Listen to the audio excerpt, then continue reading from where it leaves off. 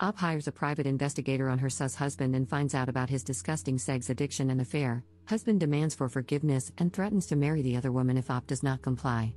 Posted by Uslashtro-RA London. Mum.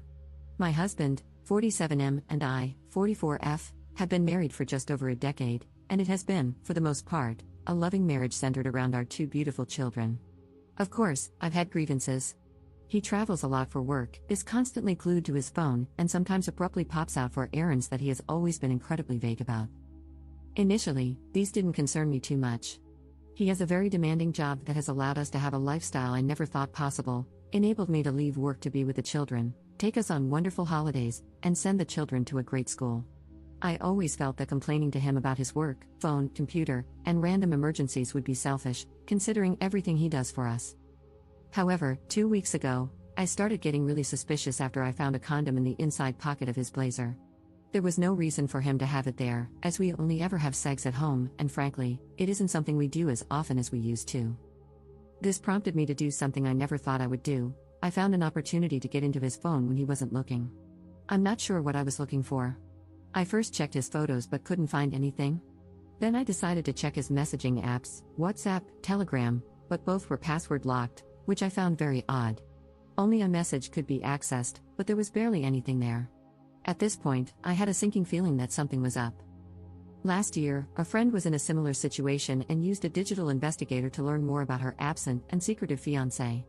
The investigator discovered that this man had been living a complete double life, with a long-term girlfriend in Edinburgh and, unbelievably, an entire business he had set up and was earning money from.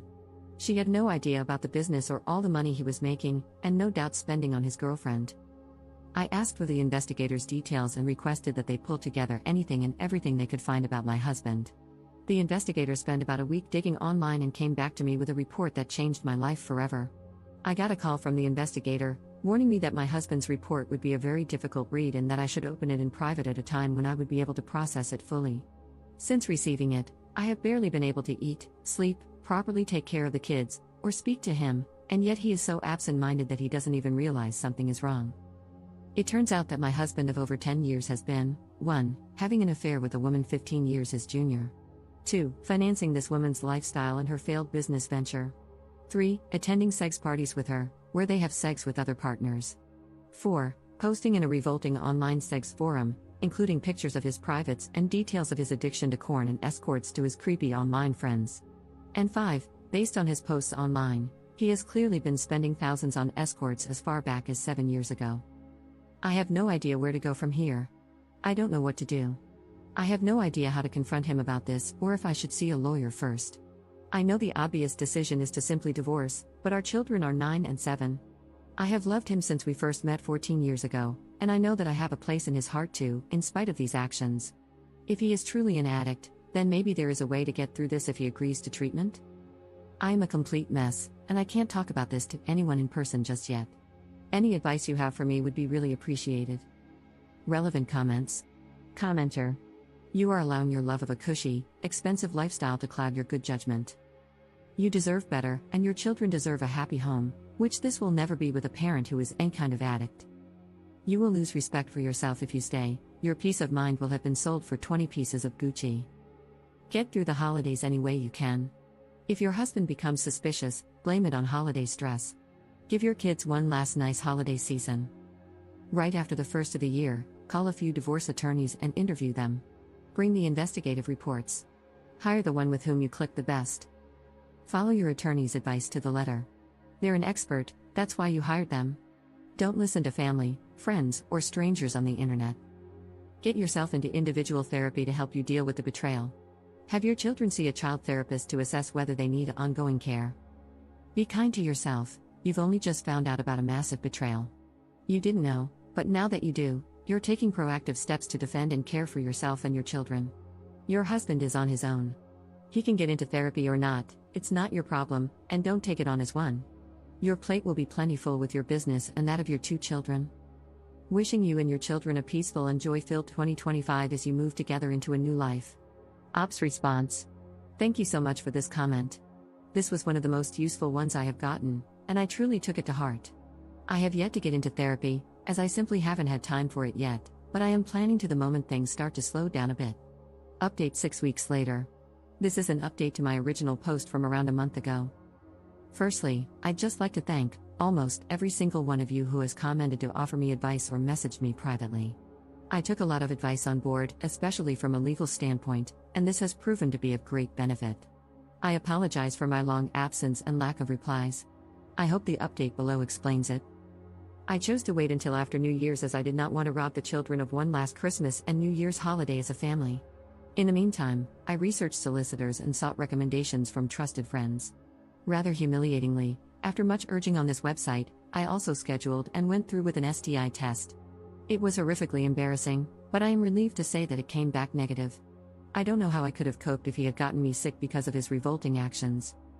He made my job incredibly easy by flying out for a work trip, not that anything he says could ever be trusted, on the 2nd, and I immediately got the ball rolling, met with the solicitor, packed up all of his belongings into 6 suitcases, had the locks changed, and spoke to a child psychologist to work out the best way to explain things to the kids, who are far too young to understand the full picture, of course. Fast forward to a week later, and upon his return, I, having made sure the children were picked up by my mother after school, greeted him with a hallway full of suitcases and divorce papers. I had printed out the report in full and started walking him through it before he broke down in tears.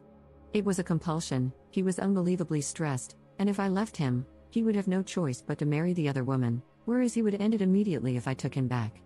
This last part was truly the nail in the coffin. I don't think he even realized just how manipulative a comment that was. After hours of back and forth and his groveling, he gave up.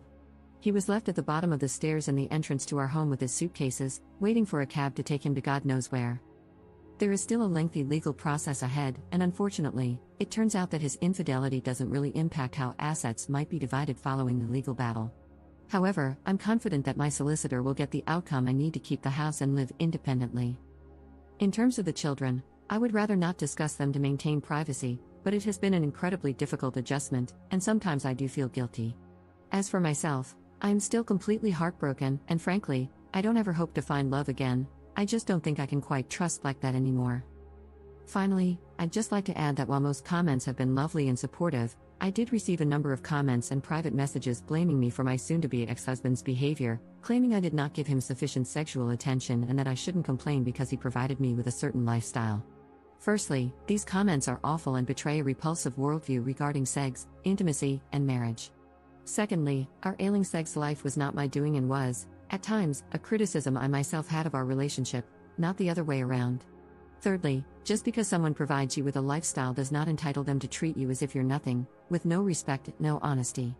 I would have hoped everyone would be aware of that. Up in the comments. Thanks for this. Sadly, because we are in the UK, cheating doesn't have much of an impact on divorce outcomes. However, my solicitor is among the best in the UK, and I trust that we're going to do some real damage. Second update 3 weeks later. I never imagined that a single Reddit post would change my life in such a profound way. To everyone who commented, messaged, and supported me, thank you. Your advice, encouragement, and even tough love gave me the clarity and strength I desperately needed.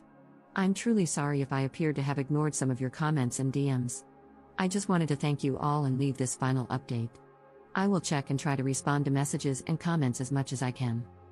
In the weeks following my last update, I have been navigating a completely new reality.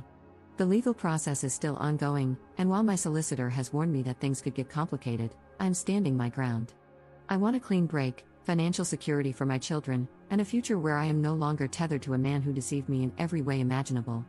The fact that his infidelity does not significantly impact the division of assets is a bitter pill to swallow, but I will not let it deter me from seeking what is fair.